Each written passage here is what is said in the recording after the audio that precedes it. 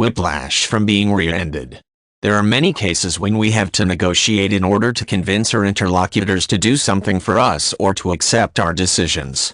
Negotiating an injury claim is, however, one of the most difficult situations because the adjuster is most of the times better prepared than we are to sustain his offer. That is why you have to know what you should expect so you won't be taken by surprise by the adjuster's negotiating strategies.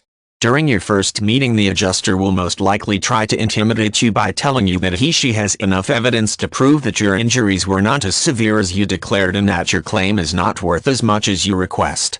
You should do everything you can to remain calm during these discussions because getting scared or angry will show the adjuster that you are afraid of him/her.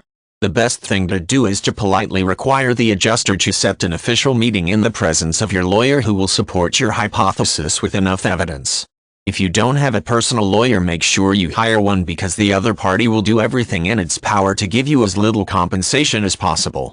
Law firms are specialized in injury claims and they usually practice affordable rates, so we advise you to ask their help.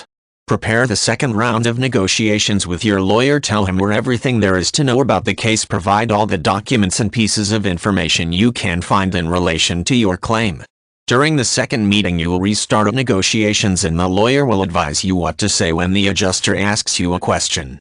Keep in mind that the first offer that the adjuster makes is usually the minimum amount of money you can get, so you should probably ask a bigger sum unless your lawyer tells you something else. Emphasize the validity of your evidence and underline the negative consequences of a potential lawsuit as often as you can. This way the adjuster will start to feel less confident and will accept your request. In addition to the financial compensation, the solicitor will try to obtain all sorts of benefits from the guilty party, so it is absolutely necessary that you get specialized help. Filing an injury claim is not as easy as it looks, therefore we strongly recommend you to hire a legal consultant.